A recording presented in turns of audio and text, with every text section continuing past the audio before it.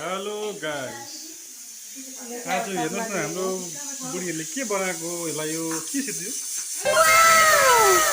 झालमुरी बनाएको के बनायो आलु छुलेको झालमुरी मार्ने आज चाहिँ झालमुरी खाने अरे हो गरम छ अरे पुरा गरममा यता नानीहरू पनि खेल्दैछ हेलो कान्जु के गरेको कान्जु ए इस गरेको छ ओइ धम्बे धम्बे यो चाहिँ हाम्रो धम्बे हो यो चाहिँ भीम पाण्डेको छोरो अब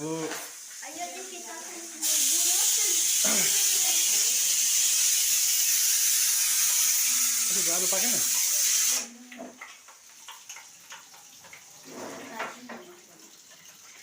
आज चाहिँ अब हामी खाने चटपटे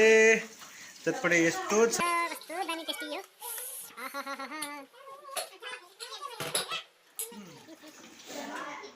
यस्तो गरेर आलु पनि काटिसकेको छ हो अन्त यो चाहिँ धनियाँ हो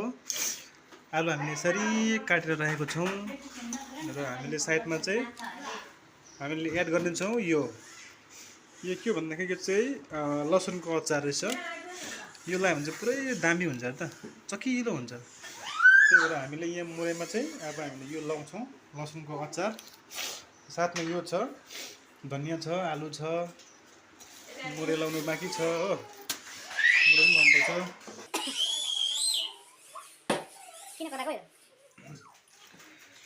यस्तो भए चाहिँ हाम्रो चटपटे चाहिँ हो आजको चटपटे यस्तो भएको छ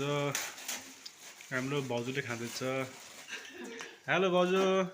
कस्तो लाग्यो टेस्ट भन्नु त दामी ओके ल तँ पनि खा म एउटै गिलास खान्छु साजिस म अलिकति मात्रै खान्छु एक घुट मात्रै चाख्छु म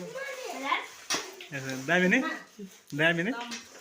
ओके ल अब हामी चाहिँ खाने साथीहरू हाम्रो जुस पनि आयो साथमा हाम्रो कोक पनि छ चिसो कोक छ हो यस्तो गरममा चिसो कोक छ हो साथमा पिरो चटपटे छ